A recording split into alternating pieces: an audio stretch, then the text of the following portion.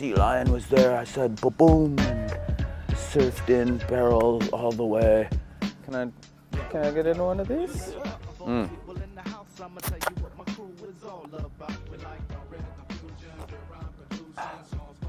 It's nice. I don't know why I'm pretending like that's the first one I've ever had. I know what they taste like.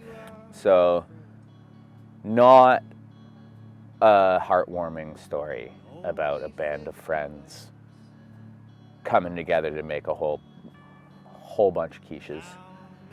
It's a story, like I said earlier, of three fools, one of them being myself, and a near-death experience at this spot around here that's not the spot and it's not the other spot, but it's one of the other spots that we could call one of the other spots.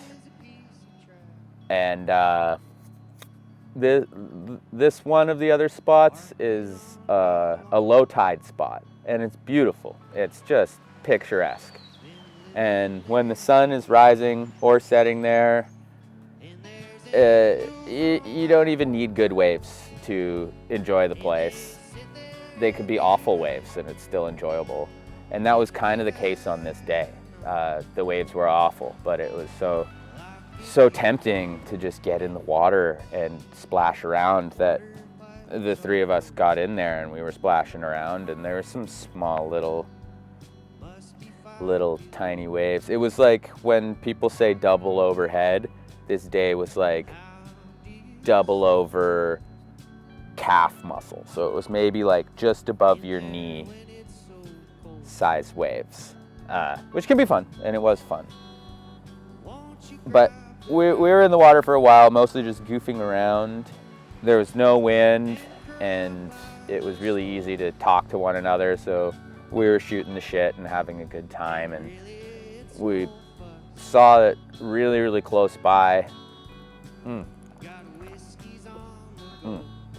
There was, it's hard to talk and drink beers fast at the same time when you're the only one talking, because usually someone else says something, you have a chance to go.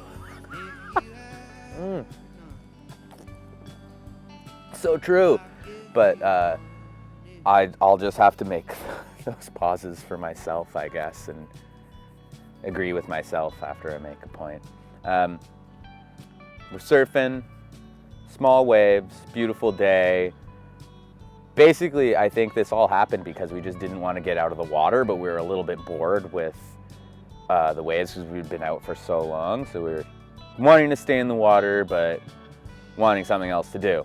So we decided to start paddling out towards this bobbing buoy out there that we knew would be a crab trap. And not saying we were going to steal the crabs in there. We just wanted to check them out. And so we started, three of us, out off, decently far offshore, floating on our surfboards. We started to pull up the rope, which had the crab trap at the bottom. And it's heavy. It is so heavy. Probably not that heavy, but we had no center of gravity to brace yourself against when you're trying to pull with force, because we were just bobbing around on our surfboards. And it turns into a longer than I expected chore to surface this thing.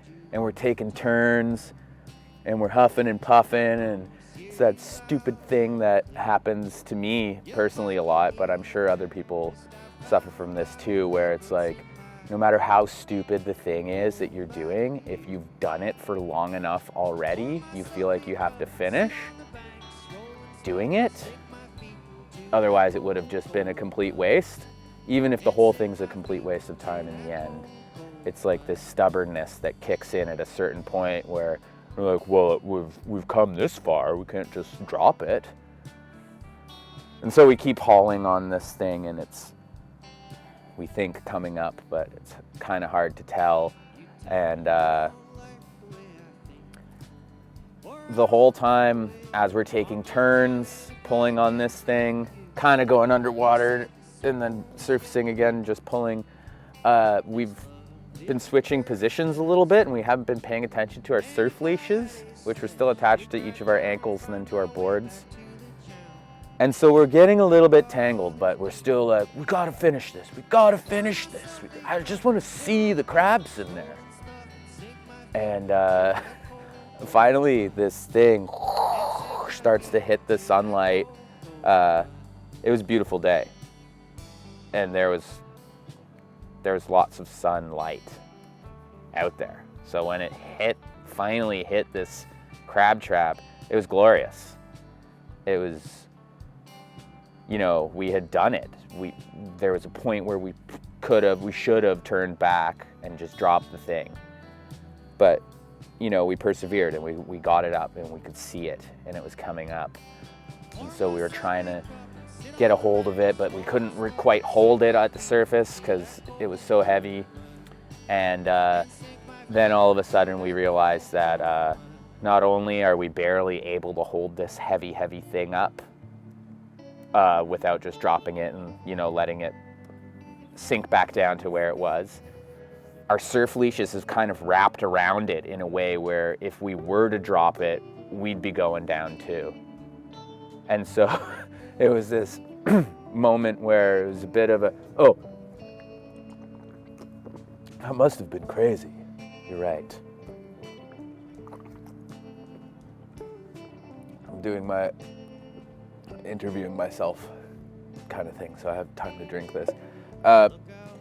We realized all of a sudden that this beautiful, gorgeous day and these like small little, totally unthreatening waves and our jolly antics were actually totally thrown aside in this realization that like, oh crap, we're tangled around this heavy thing in the ocean, and we got to let it go soon.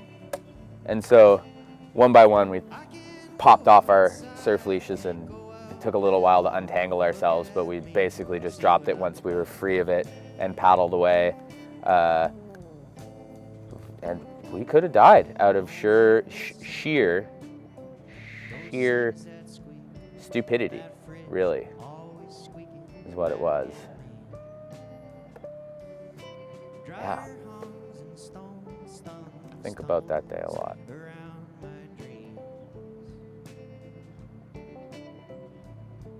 Can I do the rest of the interview in my favorite glasses? Yeah. Okay, I'll be right back. Fast glasses,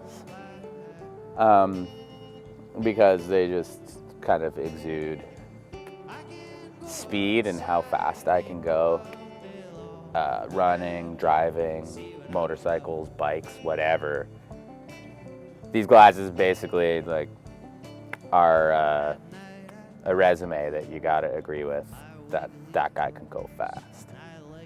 And what they really are children's size sunglasses.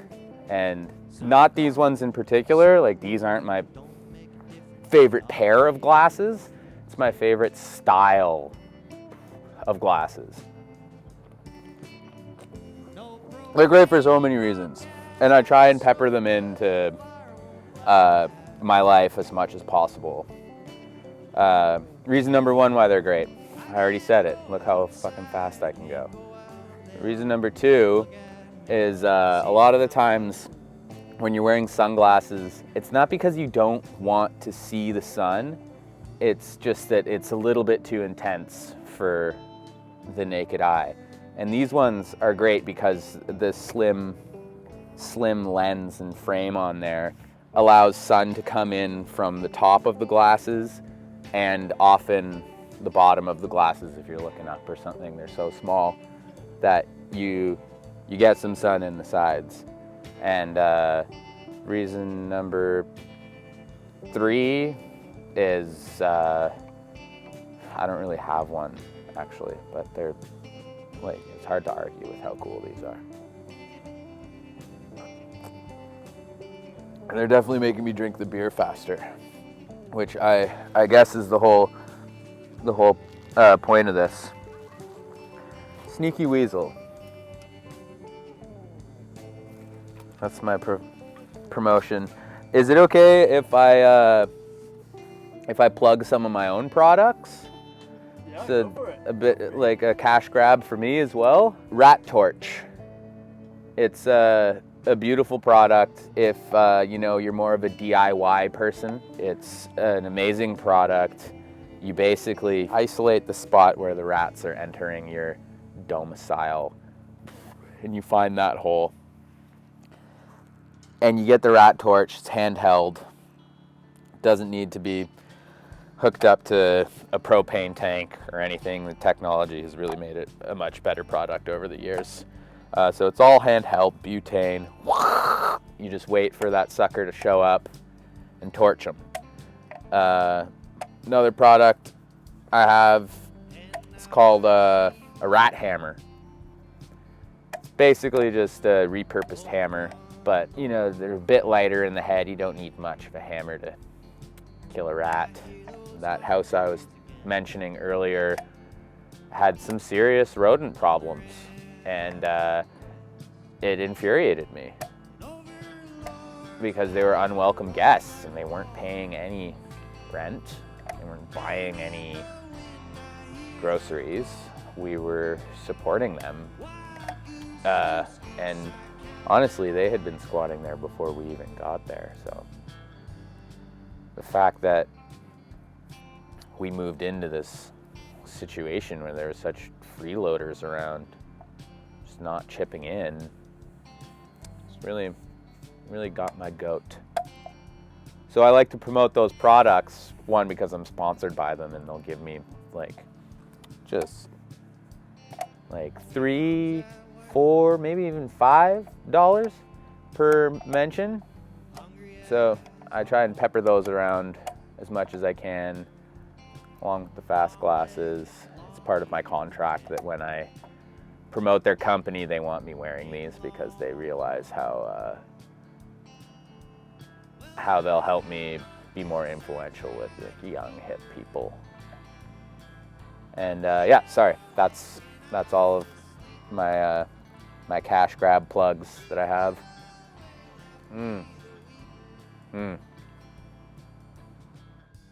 Oh, I forgot the third thing that makes these glasses cool is you can put them on the end of your nose and then you can read your book through sunglasses, but interact with everyone else normally if you have a really bright book. Some people do the Kindle and it's got a bright back screen. The fast glasses. Welcome to the world of showbiz arrangement with lights, camera, action!